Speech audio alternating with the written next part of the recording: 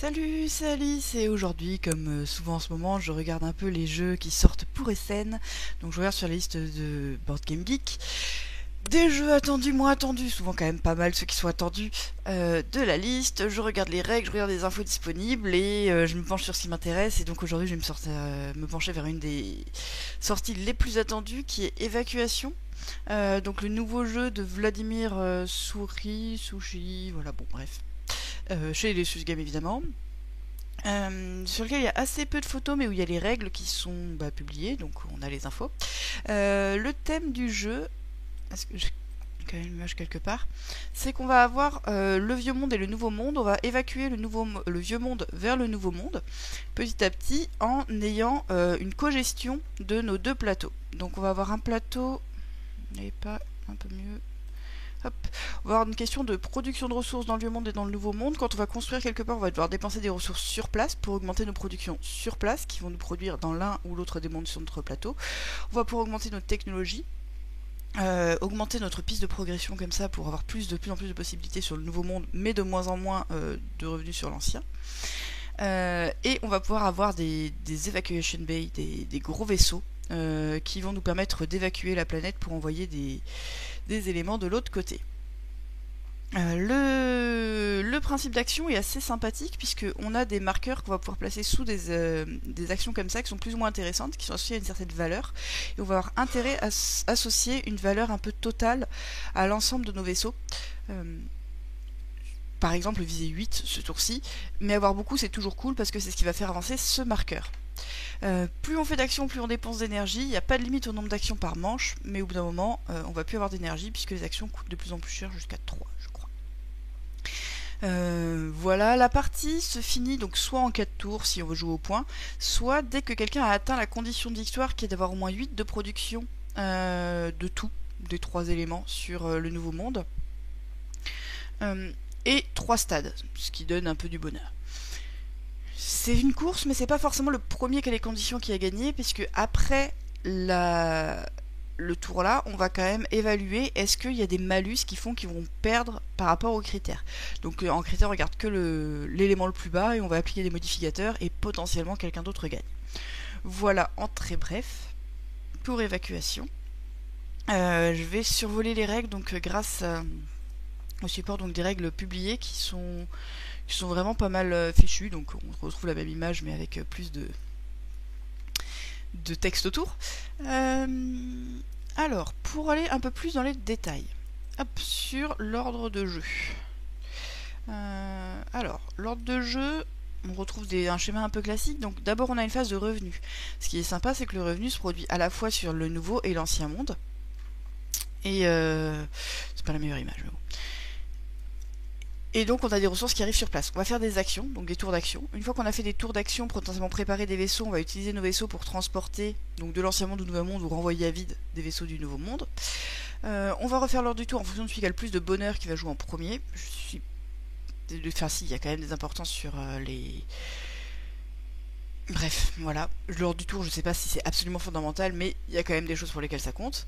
On va avancer sur la piste de progrès, donc comme j'en parlais, d'une planète à l'autre pour nous donner plus de possibilités sur la nouvelle. Avec un petit côté embouteillage où les cases peuvent être partagées par tous. On va vérifier si on a atteint l'objectif de force d'action et on va renouveler un peu les plateaux. Donc les revenus, j'en ai un petit peu parlé. La production va dépendre de ce qu'on a comme usine d'un côté et de l'autre qu'on aura construit. On a des marqueurs comme ça de production qui vont résumer ce qui se passe et qui vont donner un certain nombre d'éléments de chaque type. On a de la production, si je ne m'abuse, dans 3 ressources qui sont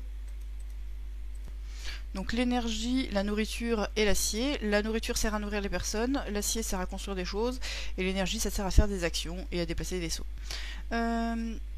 Il y a un malus, à chaque tour on doit nourrir la population et avoir un certain nombre de stades. Si on les a pas, on se prend des points de pénalité qui vont un peu nous empêcher de gagner. Hop. Ensuite on va faire une phase d'action. Donc on va faire autant d'actions qu'on veut par tour. Le truc c'est que à chaque fois qu'on fait une action, on avance ce marqueur ici qui est juste un compteur d'actions. Donc au début on a 2 actions pour gratuit, puis l'action suivante coûte 1 énergie, puis 2 énergies, puis 3 énergies, puis encore 3 énergies. Je crois qu'on peut le payer de n'importe lequel des 2 mondes, mais je dis peut-être des bêtises. Quand on va faire une action, globalement on va choisir un des secteurs d'action comme ça, il y en a un quatrième sur le côté, mettre une carte en dessous et effectuer une des deux actions disponibles en dessous. On peut parfaitement faire plusieurs fois la même action, il y a juste une limite, je crois qu'on ne peut pas... Enfin voilà, si on en met 4 ou plus dans le même tour, ça nous coûte une énergie, et il y a une limite, je crois, sur l'espace numéro 1 ou quelque chose comme ça. Hop. Donc ça va nous donner différents types d'actions qui après sont pas très très durs, mais où tous les trucs sont quand même bien intercroisés. Donc voilà, on met une carte dessous, on avance le marqueur, et ça nous coûte de l'énergie, plus une petite limite, et ça, là il y a marqué, je sais pas si ça se voit, mais bon, 2, 3, 4, ça nous donne donc 4 points de pouvoir, ça va être de combien le marqueur progrès va avancer à la fin du tour. Hop, voilà, donc on avance tout ça, une fois que tout le monde passe, c'est fini. Ensuite, on va avoir différents types d'actions. Donc, on va pouvoir avoir des infrastructures qui sont des cartes qui nous demandent une condition et nous permettent de... donc, ça a un coût et ça va nous récupérer de la production. On peut faire une action infrastructure pour récupérer les cartes et les jouer que plus tard quand on a les conditions. Voilà. On peut aller progresser sur la grille de technologie. Donc chacun a une grille de technologie en 3×3. On a 3 technos niveau 1, 3 technos niveau 2, 3 technos niveau 3. La répartition à l'intérieur d'un même niveau est tirée aléatoirement au début de partie, et par contre c'est 4 lots différents pour chaque joueur. Donc pour faire une techno niveau 2, il faut déjà avoir fait la techno niveau 1, et on va commencer la techno niveau 2. Pour avoir fait la techno niveau 3, il faut la techno niveau 2 correspondant de la ligne. Mais il n'y a pas forcément une logique entre elles. Développer, c'est juste une action qui demande de prendre l'action développer, et qui va donc permettre de soit développer une technologie niveau 1, soit développer la moitié d'une technologie niveau 2, il faudra refaire une action pour l'avoir, soit développer la moitié d'une technologie niveau 3. Elle existe en 2 fois cette action, soit une fois avec une force 4 qui donne une ressource en plus, où on veut, soit avec une force 1 qui donne pas de ressources, mais... ou l'inverse, plutôt 1 ça donne pas de ressources, 4 ça donne une ressource. Enfin 1 ça donne pas de ressources. Bon bref, voilà. Donc on a, comme ça on peut jouer un petit peu sur la force de ces actions par rapport à ce que ça va nous donner. Peut-être qu'avancer sur ces pistes de progrès, ça rend plus difficile le fait de jouer sur le monde. Hop. Ensuite, on va pouvoir installer des bonhommes, donc ça c'est effectivement que pour le nouveau monde. Pour ça, il va falloir avoir des lieux sur lesquels on peut s'installer. Au début, on peut terraformer que la toundra, et puis après on va pouvoir, en fonction de cette piste de progrès, en faire plus. Mais ça va nous enlever de la production sur l'ancien monde. Et ça va demander de l'acier pour installer des populations ou installer des usines. Enfin, je crois que c'est que de la population. Bon, bref, il y a des détails, ça installe les choses. On peut construire des stades et des... donc les stades, c'est ce qui va nous permettre d'avoir du bonheur, ce qui nous fait l'ordre du tour, et c'est surtout un début du jeu dans le nouveau monde. Et construire des vaisseaux, ça va nous permettre de déplacer des troupes plus tard. Enfin, d'évacuer l'ancien monde. Hop, on renouvelle les choses à la fin du tour. On a des tuiles de production qui peuvent apparaître d'un côté et de l'autre. Donc sur, en fait, si on les fait sur le nouveau monde, on va pouvoir les installer. Si on les fait sur l'ancien monde, il va d'abord falloir les envoyer vers le nouveau monde. C'est des trucs préfabriqués. Les cartes d'évacuation. Donc on peut avoir des vaisseaux. Donc si on a construit des vaisseaux, ils sont sur l'une ou l'autre des planètes, là où on les a construits. Et ils vont ressembler à ce genre de choses. Ça va nous permettre de faire transporter pour un certain coût d'énergie de l'ancien monde vers le nouveau monde des ressources, des sites à évacuer et des usines. Plus alors ça c'est le prix de construction et ça nous permet de construire des ressources. Ça je vais peut-être revenir dessus. Au début on a plein de sites sur l'ancien monde. Le but ça va être d'évacuer ces anciens sites vers le nouveau site. C'est vraiment comme ça qu'on va permettre de transférer des choses vers le nouveau monde. Et c'est vraiment pas bien en fin de partie d'avoir des sites qui nous restent. Potentiellement il restera. Pour ça on va pouvoir les transporter via ces gros vaisseaux qui disent depuis quel endroit ça peut partir. Voilà, donc c'est à ce moment là qu'on transporte. On fait un peu sa tambouille dans son coin pour savoir qu'est-ce qu'on peut transporter d'un côté à l'autre. On refait l'ordre du tour en fonction du nombre de gens qui sont contents. On fait progresser donc la piste, donc on a une grande piste de progrès ici. Entre ces deux planètes là on a une piste de progrès avec les gens qui vont pouvoir s'y déplacer. On va avoir un nombre limité de largeur par case.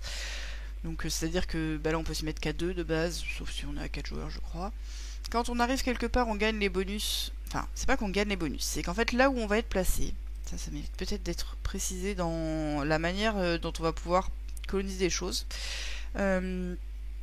L'endroit où on est placé sur cette piste de progrès actuellement nous permet de dire ce qu'on peut faire comme colonisation.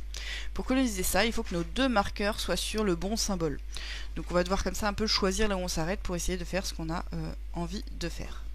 Bref, c'est un peu compliqué à expliquer, mais il y a une interaction entre là où se trouve une option et ce qu'on va pouvoir faire comme action et ce qu'on va débloquer pour plus tard, mais en même temps ce qu'on va enlever comme production sur la Terre. Hop. Voilà, donc ça c'était la piste progrès. Ensuite, chaque tour il y a un objectif qui ressemble à ça, avec deux variantes possibles, soit on joue en gentil, soit on joue en méchant. Donc la tuile va ressembler à celle-ci. Donc là ça dit si j'ai visé 7 de pouvoir, j'obtiens ce bonus là, si j'ai visé 10 de pouvoir, j'obtiens ce bonus là. Donc là ça a l'air de construire une usine pour une ressource, ou sans payer les ressources peut-être, et gagner une énergie, ça c'est gagner 2 énergies.